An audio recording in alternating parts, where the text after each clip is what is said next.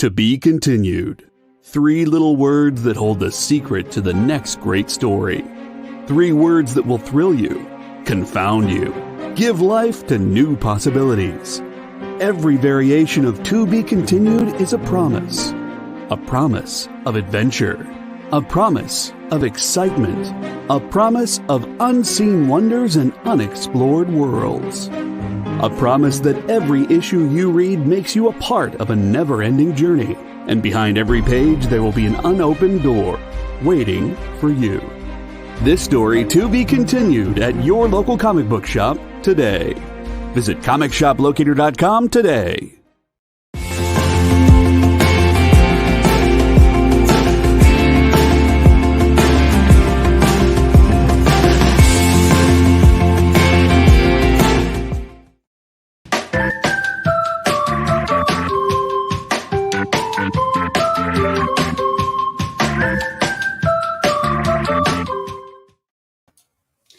Hey, good afternoon, everybody, and welcome to the Dan Wickline Show. I am your host, Frederick Lauren, and welcome to my home. All right, today we have a special guest. We are going to speak with, he came up in the indie film scene.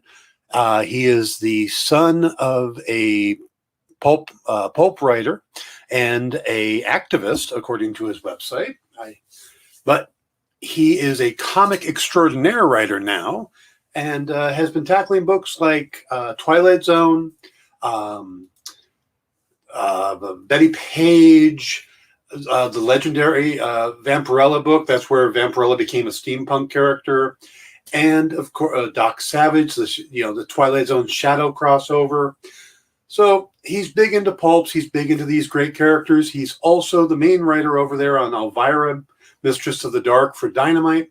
He's doing the new series Elvira Meets Vincent Price, which I had the pleasure to read already, which is a wonderful book. And let's bring him in, everybody. David Avalon. Thank you. Thanks for the great intro, Dan. How are you doing today, sir? I'm good. Yeah.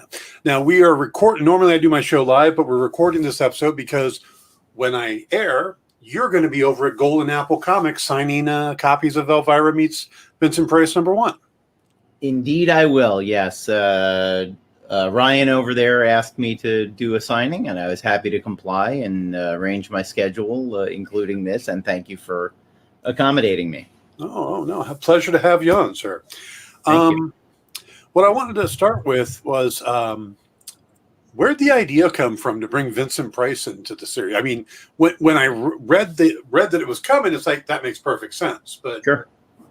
How did this I would love to have a more an answer that's more art and less commerce, but we were thinking about people to team Elvira up with, and I made some suggestions that might be obvious to people, like Betty Page.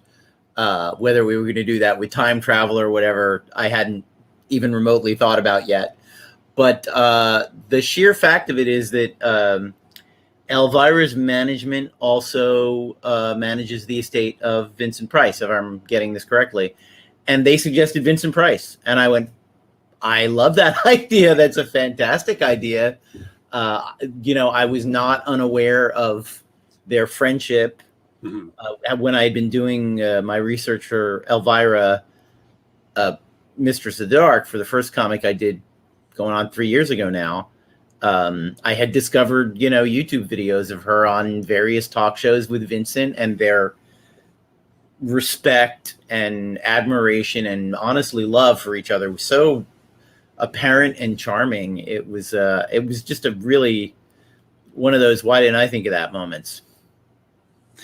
Very cool. I didn't realize they'd actually known each other, Oh yeah. I would go to YouTube and look it up. There's Tonight Show appearances together where they're very cute and flirty with one another, and she's, even after they had known each other a while, she's so uncharacteristically for Elvira or Cassandra Peterson, the real Elvira, she's uncharacteristically coy and shy and girlish around him, and it's very charming to watch. And he's the courtly old gentleman of the theater and all of that, and they just, I say this with enormous love for both of them and for the art form. They're both such burlesque performers. Vincent's burlesque is about a lot of things, and one of the things I think people miss about it is the aspect of comedy and the aspect of mockery. If you literally, the dictionary definition of burlesque is parody of something. When you say something is a burlesque of blank, you're saying that it's a parody of it. And Vincent and Elvira both managed to walk that line of grand theatricality and burlesque, making fun of the thing while also very much being the thing. Vincent is kind of like, there's a sort of, the high theatricality of his villains is perfectly in keeping. It's so grand and theatrical and feels real at the same time, and they both kind of bring that quality. Now, just talking about Vincent for a moment. Sure. He's kind of known as this horror icon, which it seems kind of odd to me from the fact that I know he didn't start off that way. No. You go back to the old, back when there was radio programs and stuff like that, he was the saint. Yeah. Yeah, he was a superhero in his own right. Yeah.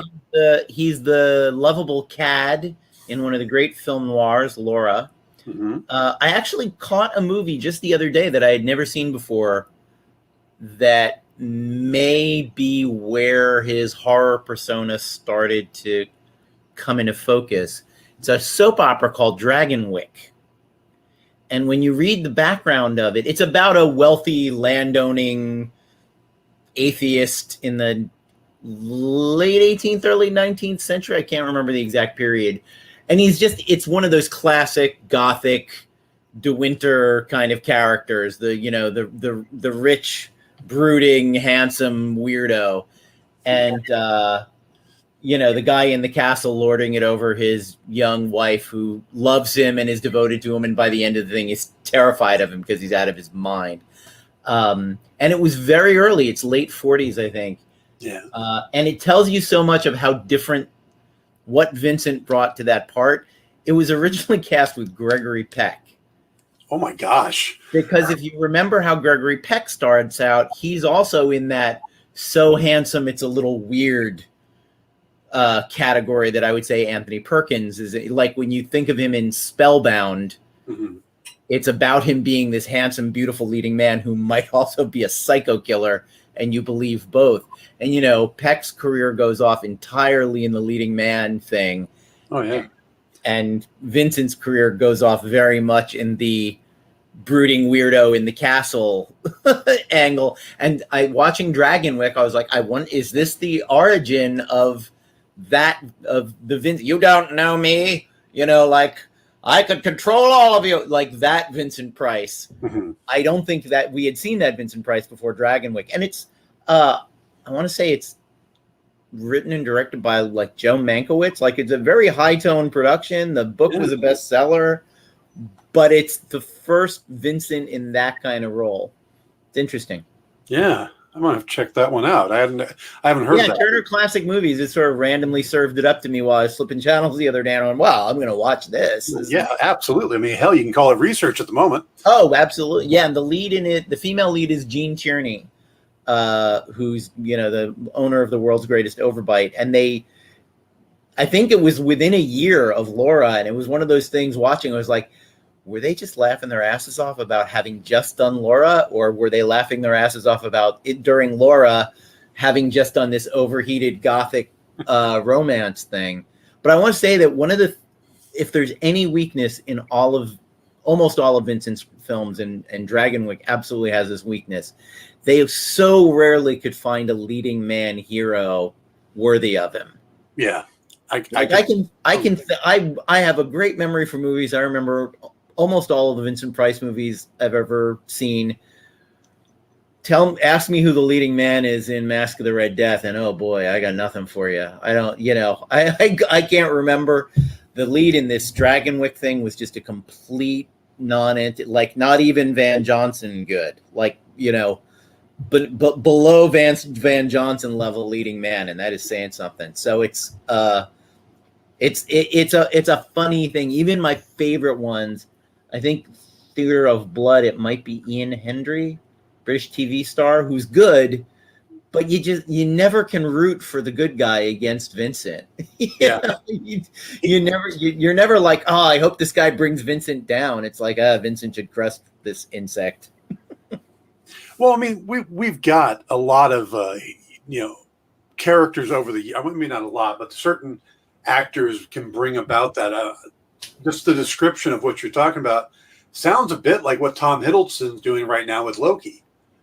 Tom, I think about, sometimes in my mind, I do the fan casts if the Marvel movies had been made 10 years ago, 20 years ago, 50 years ago, whatever, just for laughs. And absolutely, Vincent Price, I think probably they would have held off on him for Doctor Strange. Yeah. I think he was born to play Doctor Strange, but man, he would have been a hell of a Loki.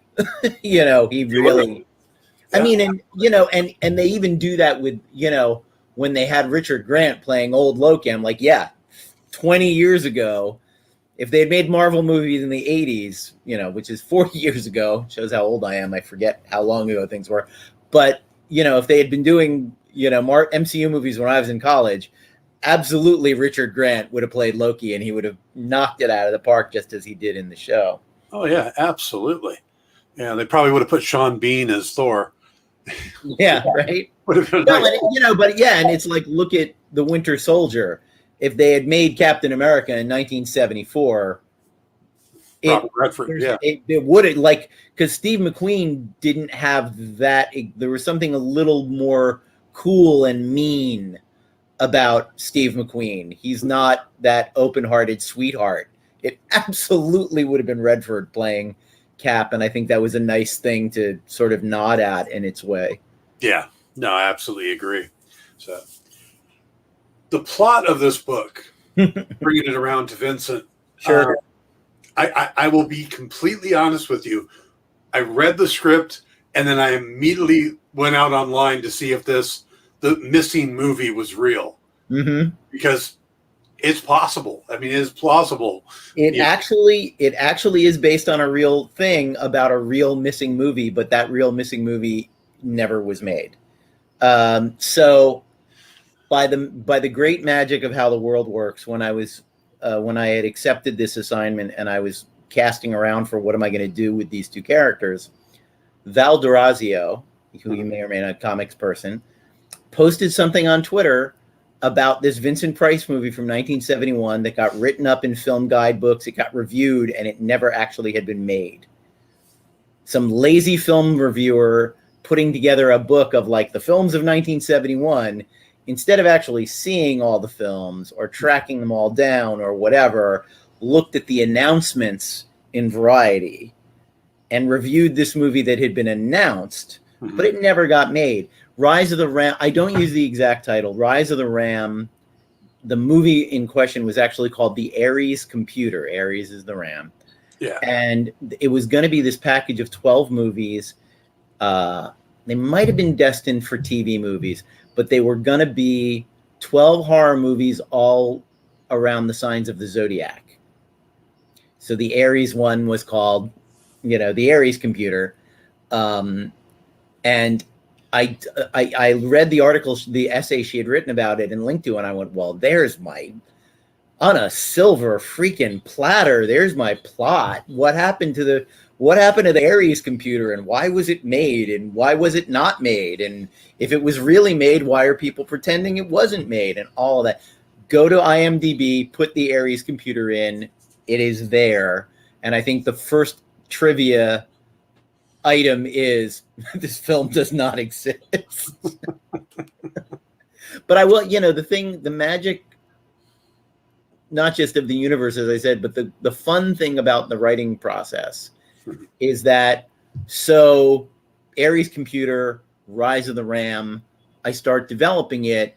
I didn't have an ancient Egyptian theme in mind at all. And I don't think there was an ancient Egyptian theme in the Ares Computer. But I start thinking about, okay, well, 70s horror movies, there was that great genre everything from The Omen to movies people forget, like, what was that called? The Medusa Touch. There are just a million movies about like ancient prophecies about how the world's going to end in the 70s, whether it's the Antichrist, whether, some entity is going to come back and destroy the world, possibly in a movie helpfully called The Entity. But the Manitou, like there's just a million movies of that type in the 70s to the early 80s. And I went, well, obviously this movie had to be one of those movies. And when I started thinking about rams and Aries and what does that tell you, I went, well, there's Amun-Ra is the Egyptian god with the ram head. Mm-hmm. So there's my bad guy right there. Like that's again on a silver platter, and it's all just like associations. You just need the one domino, and sometimes you find it yourself, and sometimes a friend posts about it on Twitter, and you go, "There's my domino." Yeah, absolutely. The name Rise of the Ram, mm-hmm. besides being a better name than the Aries computer, I think so too. Thank you. But it's kind of a double there because you got Rise of the Ram, both RAM for a computer and RAM for Aries. Yes. So yes. Was that intentional, or was that just? I know the RAM in terms of random access memory thing did not occur to me, but that is good. And again, that is the magic of how the connections get made that you didn't actually know you were going to make until you get there. The number of times I have done things in comics that seemed like, wow, that was really elegant plotting. I would say 50% of the time I figured it out 10 minutes before the reader did and went, oh, that makes perfect. The deadline pressure, I've talked about this before, the deadline pressure on comics is intense. Mm-hmm. And one of the great things about the editor-in-chief over at Dynamite, Joe Ryban, is he never wastes my time. He never gets me working on a project that might come to pass. It's always like, the client wants this, the publisher wants this, go. The downside of that is then they want it pretty fast. So the time that I would want to spend plotting 4 to 6 to 8 to 12 issues, I don't have it. I got time to plot a first issue and to sketch 3 more. So a lot of times what I'm doing in a first issue is throwing, I always like to describe, I'm throwing lettuce, radishes, carrots, and cucumbers in the air. And then for 4 issues, I'm running around with a bowl trying to catch a salad. Like then these ingredients are going to land. I'm going to make sure they land right. And what's going to be there by issue 4 is going to be a salad. And actually, even before COVID, Elvira versus Vincent Price, I actually asked meets Vincent Price. I actually asked Joe for permission to do it differently. I said, I know you guys are always in a rush to get these out, but because there's an approvals process, every script goes to Cassandra and she reads them and approves them. And, 99% of the time she approves absolutely everything. And I get one, she'll suggest a couple of much of how different. That's an irresistible, and it's a completely original creation. I'm not saying no one had ever done it before. I'm friends with very good friends with a stand-up comic named Elaine Boozler, who was a groundbreaker at the time. And one of the groundbreaking things Elaine did is prior to her, it was kind of not allowed to be a comic and their father speaking and behaving and all that. Quibbles over how I have themselves and their father speaking and behaving and all that. Well, to that point, having read some of your earlier Elvira work, mm-hmm. it always felt like I was reading Elvira. Thank you. The dialogue and stuff always felt like I could picture her saying that. And you said that she does throw jokes in, but with Vincent, I was really impressed by how much it felt like this was stuff Vincent would say. Like you could almost hear his cadence. Thank you. When you're reading it. Thank you. That's the highest compliment you can give a writer. I think that there are writers I love who you read their comics or watch their TV shows and movies, and you're like, everyone kind of sounds like Aaron Sorkin, though.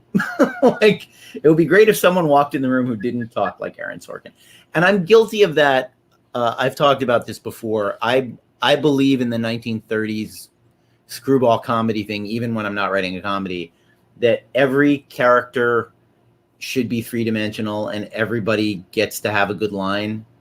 Anytime you write, let's go, or we've got company, or, an angel dies.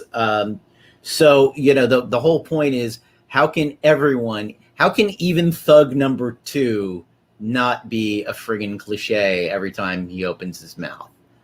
And the best way to do that is to make them interesting. And my default is to make them smart and funny, because people using dumb and mean as a shortcut to comedy is something I absolutely can't stand. It's why I don't watch many sitcoms. I think decency is actually a wonderful thing to put out in the world. And I think that even though it's harder to write, it's more entertaining for an audience to read people who are smart and funny saying smart and funny things. Because look, you walk around the world, people are saying smart and funny things. You can even write a dullard in a way that is funny. Mm-hmm. You know what I mean?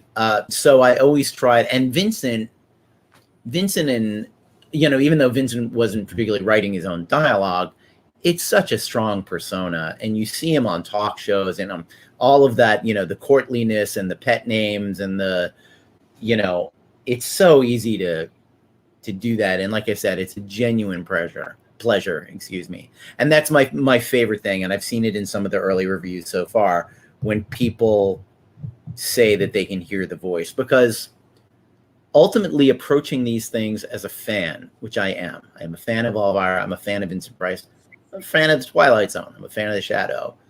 I want to do what I would want to read. I approach them as a fan of Elvira, what do I want to see her do? As a fan of Vincent Price, how do I want to see him behave? And so, to me, especially when you're doing characters that are that vivid and that classic, if you don't deliver on, I don't have Elvira and Vincent Price. I just have really good drawings of them. In order to give the audience the experience of this is Elvira and Vincent Price, there cannot be 1 second where that illusion is shattered by them not saying something that sounds like them. Because I can't rely on, but it's, it's Vincent Price saying it, so even if it's a badly written line, at least it's from Vincent Price. It's like, no, the minute doesn't sound like Vincent Price, the illusion is shattered and the joy is over and they want to stop reading the book. On Elvira, I was thinking about this morning. We have many horror hosts. Mm-hmm. There's a plethora of horror hosts out there. And even in comics, there have been horror hosts like the Crypt Keeper, stuff like that. Cain and Abel, exactly, with the House of Secrets and yeah. How is it, do you think, that unlike any of those, Elvira's actually kind of stepped out of that role into the role of being a character?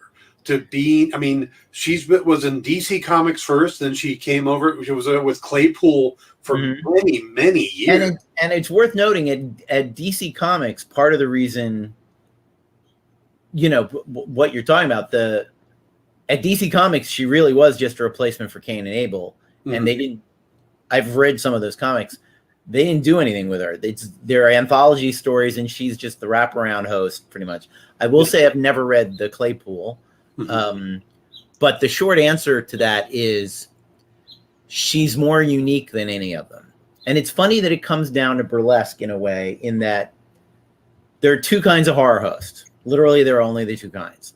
There's the kind that's a burlesque MC. There's the baggy pants comedian. None of those guys are legitimately scary.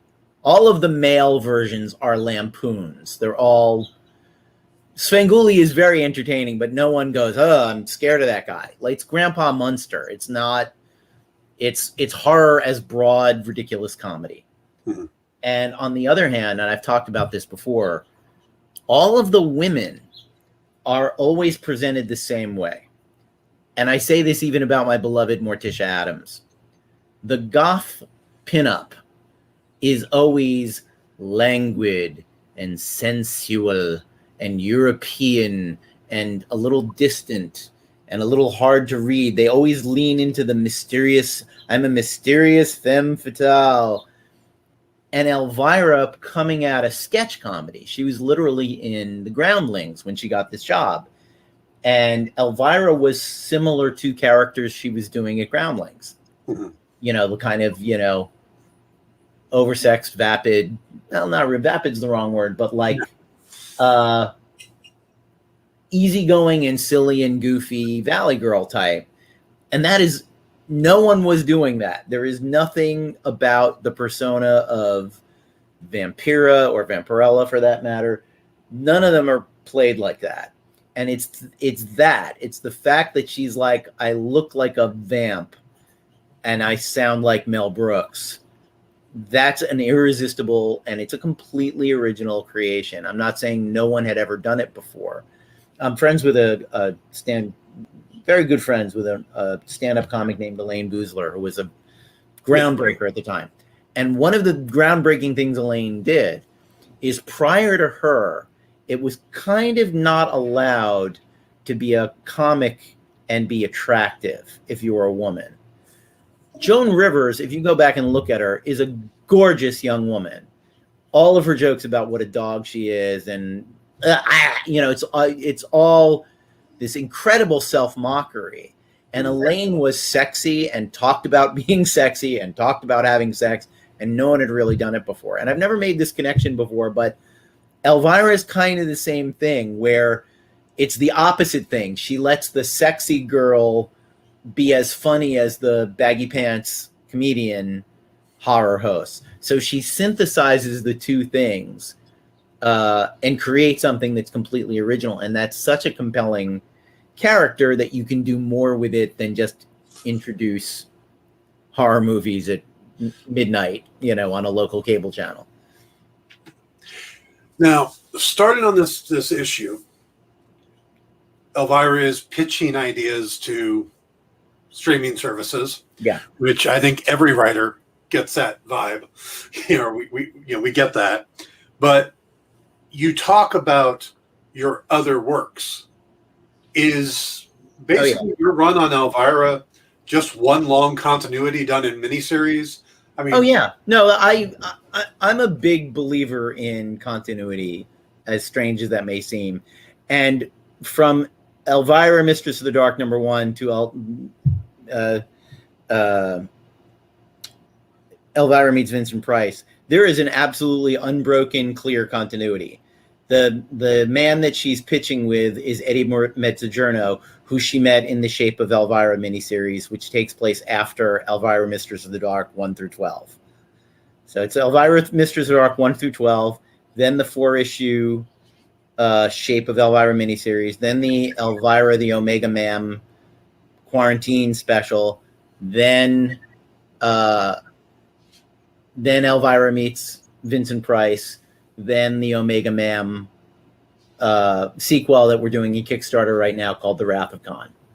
Everything, right. It all, like, Eddie is introduced, Eddie is her good friend, Eddie's in the rest of the series from then on in.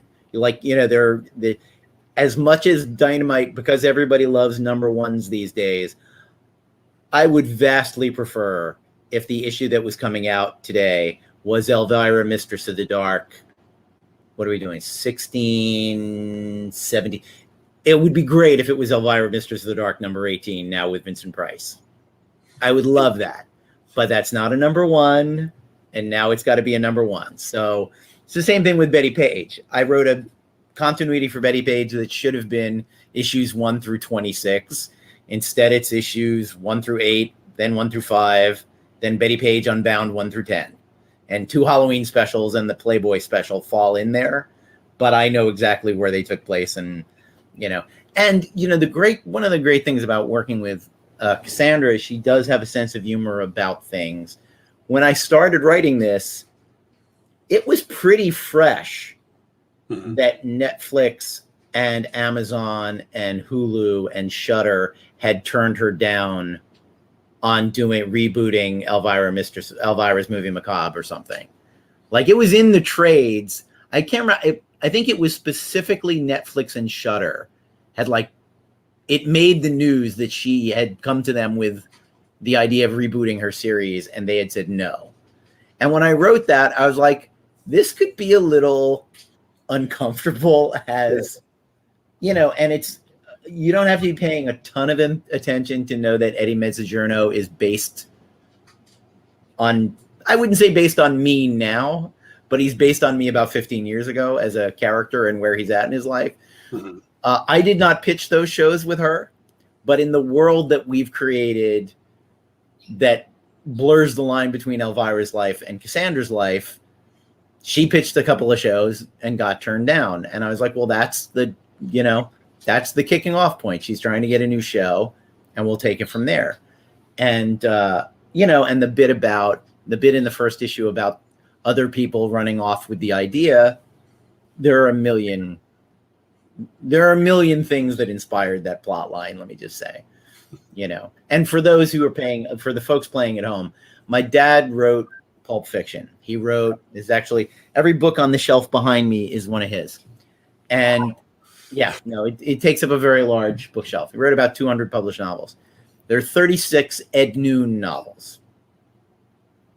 If you can translate Noon into Italian, you will understand who Eddie Mezzogiorno is related to and what inspired him and all that.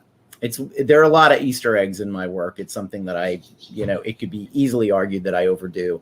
And I've had people say that, I've read at least one, disgruntled customer was like, Eddie Mezzogiorno is just, a stand-in for the author, and it's transparent, and, Elvira would, and I was uncomfortable when I introduced the idea of them flirting in a romance, because that's not my relationship.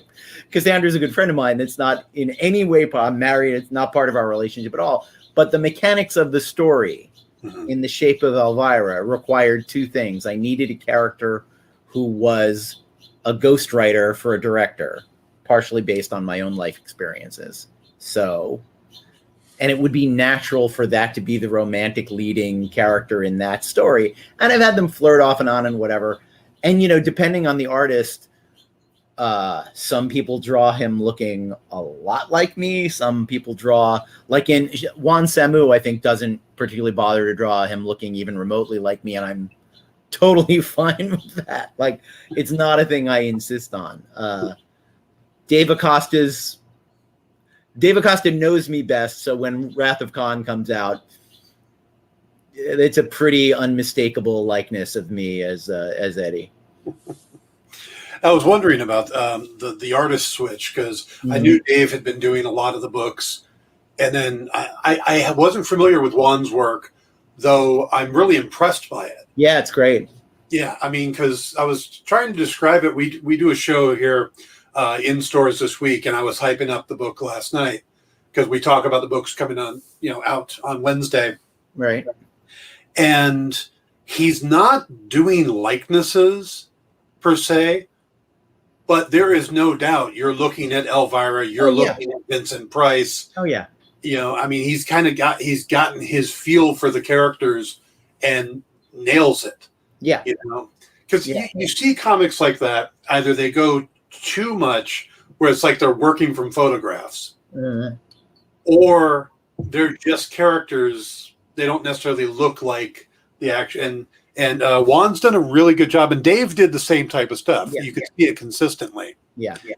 So the artist switch, I wouldn't even call it that, but the Juan coming on and doing it, Dave just got busy. He was doing a Kickstarter thing called Dragon with Saladin Ahmed, I think was the writer. I'm spacing on his name, which I feel bad about. But it's Dracula during the Crusades. The main character's a Muslim crusader, not a Muslim crusader, a Muslim knight and a Catholic nun. It's a tremendous idea for a story. Dave's art looks amazing, but he was unavailable when we started to do a 4-issue run. And but we brought him back to do Wrath of Khan, the Kickstarter that's going on right now. And it's not announced yet, but there is another Elvira project being written and drawn right now. And that is also not Dave, because again, Dave is busy. I suggested this week, I was asked a couple of weeks ago to consider what would happen with Elvira Meets Vincent Price issue 5.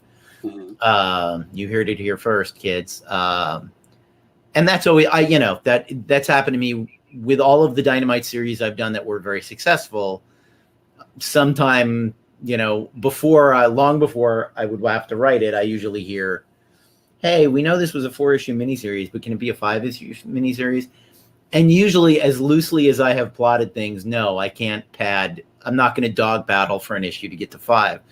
So with Betty Page, I got really good at writing epilogues, at writing like the one issue that's got its own plot and it kind of wraps up what happened. Like Betty Page Unbound was supposed to be 4 issues.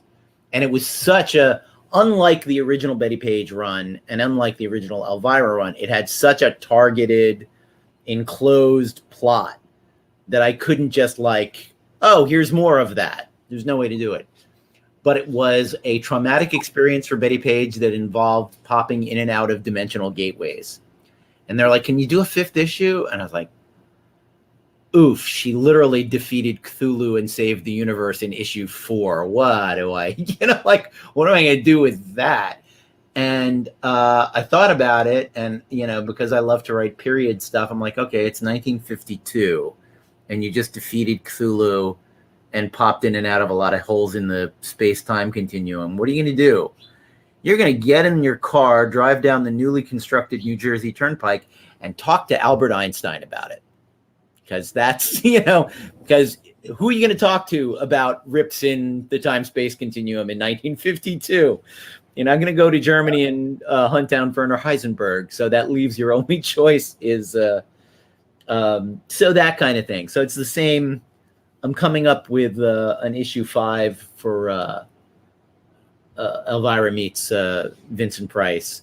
And the reason I brought that up in this long story longer, the reason I brought that up in the context of the artist is I'm hoping that we can get Acosta to do fill-ins on Elvira. Like now that because it's 3 months in the future, almost 4 months in the future, as of exactly today, that I would need that to be on the stands. I've got time to make room in Dave's schedule to draw 20 pages. Whether that's 5, whether that's 5 through 8, whether that's someone else, we don't know. But yeah, the Kickstarter, the other Kickstarter in progress right now, which has not been launched yet, but it will be a Kickstarted book, has yet another artist who I absolutely love, who's also really nailing Elvira. Nice. Let's talk a little bit about Wrath of Khan. Sure. Now, you said that this is kind of a direct sequel to Omega Ma'am. Yeah. Which I assume, I haven't had a chance to see that one, but I assume that has to do with the Omega Man. Yes. Wow. I'll remind me and I'll send you a PDF of Omega Ma'am. So we went pencils down on Elvira Meets Vincent Price. Mm-hmm. Comic book shops were closed. Diamond was shuttered. So Dynamite reached out to me and said, we want to do a Elvira special while comic book shops are closed and we don't know what else is going on. And they said, and they said to me, prior to this, Cassandra hadn't been involved in the conceptualizing of the series. I would come up with a pitch. She would say yes. This time they said, she'd like to talk to you. She has some story ideas. She has some thoughts. And I said, talk to Elvira? Fantastic. So Cassandra and I had like a 2-3 hour long phone call, a lot of laughs, a lot of old show business stories, because that's what happens. And I told her I had been kicking around a thing about the pandemic. And I told her my take on it, and she loved it. She came up with, it was such a back and forth. I couldn't tell you who came up with what idea. Like it might have been her idea that the zombies turn orange so that their skin looks like Donald Trump's skin a little bit. Like I don't remember whose joke. It's one of the things like I don't remember whose joke was whose. But that's a plot. Basically, the plot of it is it's the pandemic, it's the shutdown. Elvira's at home, shut in. She hasn't had time to make a hair appointment. And again, this is one of those built-in ridiculous jokes. it's a wig. Like, we all know it's a wig. It's not like it's pretending to not be a wig. But the joke is she's using a John Waters branded hairspray, because I will never walk away from a joke like that. She's using Waters Net, and she overdoses on it and goes into a coma. And she wakes up, as it says in the captions, definitely not 28 days later, whatever, pick a number, but it's not 28 days later. She wakes up and Los Angeles is mostly deserted, and what's left are these orange-skinned, blank-eyed zombies. And she discovers later, when she meets a couple of doctors from the WHO who are named Daltrey and Townsend, again, because I cannot walk away from the dumbest joke possible. We're the Who. She finds out that while she was in a coma, a certain influential public figure suggested to people that ingesting a cleaning product would protect them against COVID. And they ingested a cleaning product called Dr. Sudsy. Mm-hmm. And Dave Acosta came up with a hilarious Dr. Sudsy logo. They ingested Dr. Sudsy, got COVID, and the two things mutated into this thing that made them orange-skinned zombies. And that's the basis of the story. And so this Wrath of Khan picks up after that story, and after the events of Elvira meets Vincent Price, I think. And she has been invited to something called San Diego Pop Culturama, which is absolutely not San Diego Comic-Con. I don't know why anyone would suggest that. To receive an award as Hero of the Cure, presented to her by the pop culture / comic book community. And it's a trap. And, as I always like to hand wave, hijinks ensue.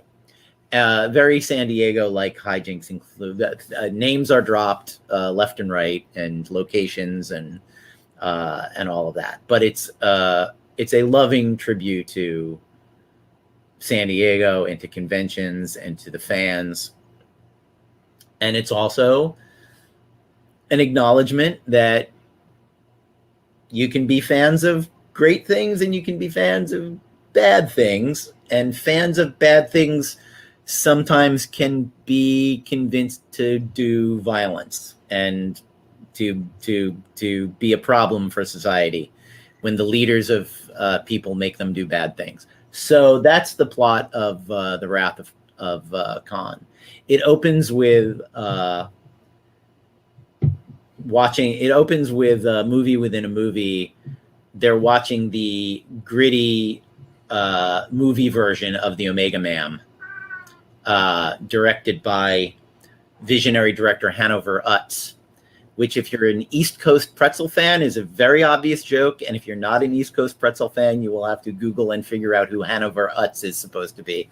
But I will say that Dave Acosta did a pretty great caricature of him and of us together and all of that stuff. So now you mentioned Omega Man, and I see how much you like doing Easter eggs. So I just got to wonder if, having been working on Elvira Meets Vincent Price, Omega Man, based on the Richard Matheson novel. I see where you're going with this. Vincent Price, The Last Man.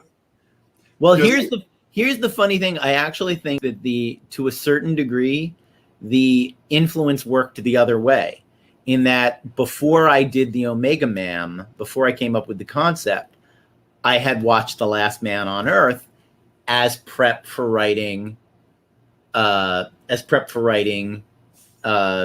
Meets Vincent Price. Mm-hmm. So it was actually that put the end of the world pandemic plague thought in my mind. And Omega Man, regardless of its crapulence, is one of my absolute favorite all-time movies. It's so goofy.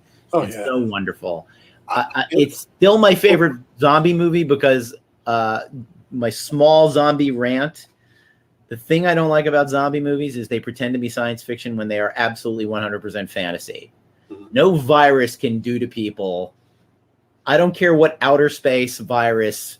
It's basically an excuse to do what Matheson did, which was they're vampires, essentially. And great, you took it out of Eastern Europe and castles and stakes, but it ain't science fiction. It's fantasy. They're no more science fiction creatures than the universal monsters are. So what I love about the Omega Man is there's nothing supernatural about. They're just people with, blanched out skin who hate technology and have bad eyes. Like you don't have to shoot them in the brain to kill them. They're not trying to eat brains. They're just, mutated human beings who are very sad.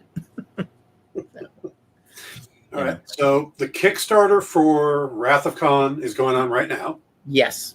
Another 10 days, something like that. All right. So, and they should just be able to look for, I don't have the link. So if you go on my Twitter, it's probably very, very easy to find that link. But yeah, if you go on Kickstarter and search for Elvira, it will be one of the 3 things that comes up, and it will be the only one currently running. Okay. Now we got a few more minutes left, and I wanted to shift gears completely here. You and I both have a love of the old pulps, and you have a podcast. I do. So you want to talk about your podcast a little bit? Sure. I have 2 podcasts, but the one we're talking about, which is the one I will have to admit is near and dear to my heart, is called Pulp Today. It started during the pandemic. Literally, I saw Sir Patrick on Instagram reading a Shakespearean sonnet every day. And I was like, that is such a great, goofball thing to do to pass the time, to hopefully be entertaining to other people. Yeah. What would my version of that be? And I started thinking about, I've always been obsessed with this. There's a story within the story in The Maltese Falcon called the Flitcraft story. That's one of the most amazing pieces of writing in American fiction. And it's the only thing Euston cut out of the movie. And so most people aren't familiar with it. And I was like, I should read the Flitcraft story. And then a friend of mine said, hey, dummy, read something of your father's. And I went, that would also be great.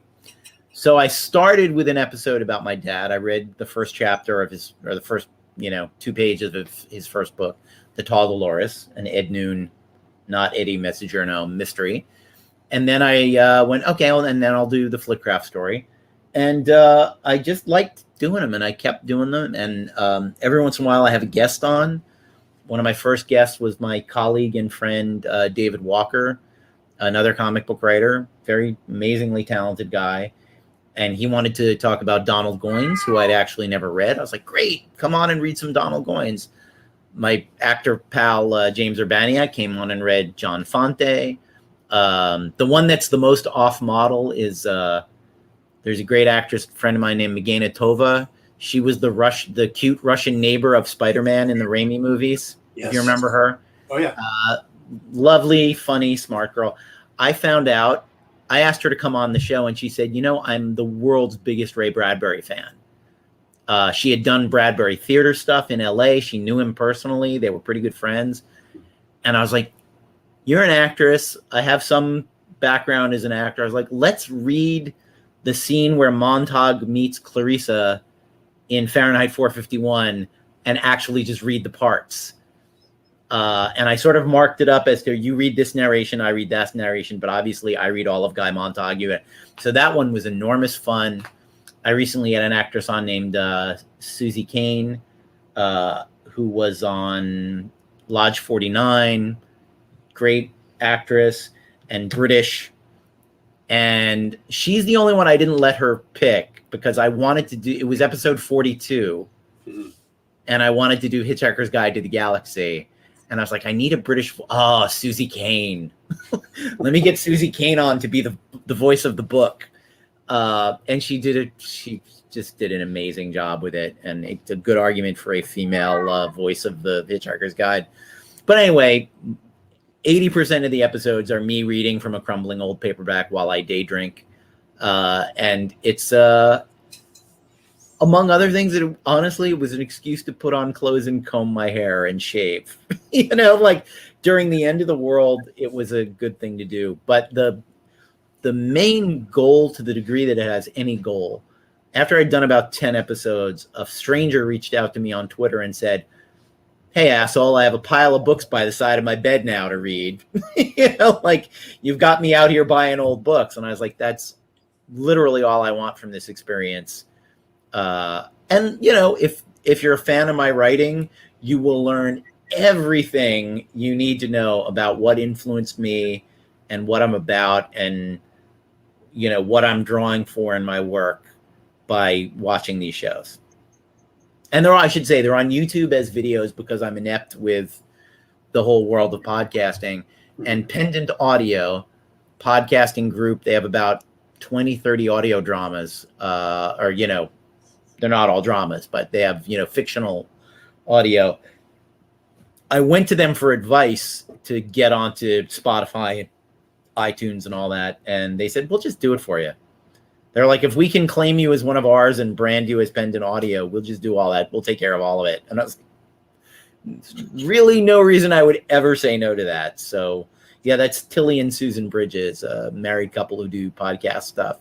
And they're also, in their own right, great writers. And they also are the home for the other podcast I do, which is Writer's Block, which was suggested by Ryland Grant, who's another comic book writer and screenwriter.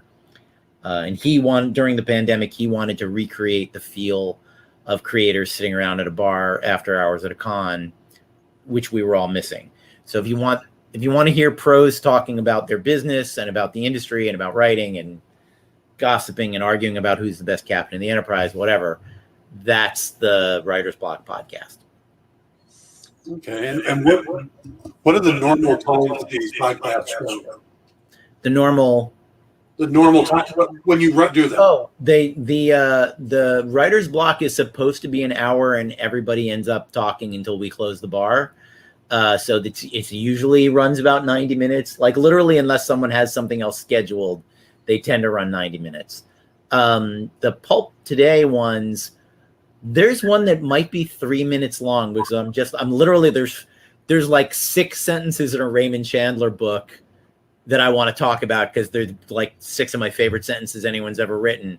So that one is super short. I don't have a lot to, I'm not reading. Whereas me and Urbaniak reads a whole 10-page chapter from Ask the Dusk, and he's a great actor, and it's incredibly enjoyable. And then when I'm on with David Walker, we talk about Donald Goines for about 20 minutes, and then we just shoot the shit for 40 minutes, and I let it roll, because if you care about our feelings about James Bond and Batman, you will discover what they are. All right. I think we're going to wrap this up here. Thank you very much for joining us. Thanks for inviting me on, Dan. It was good to see you. Good to see you, too. Check out Elvira Meets. I think I said Versus earlier. I do that, too, all the time. Elvira Meets Vincent Price, #1 in stores today. It is an amazingly funny and interesting book. I really enjoyed reading it. The art's great. Pick it up today from Dynamite in your comic shops.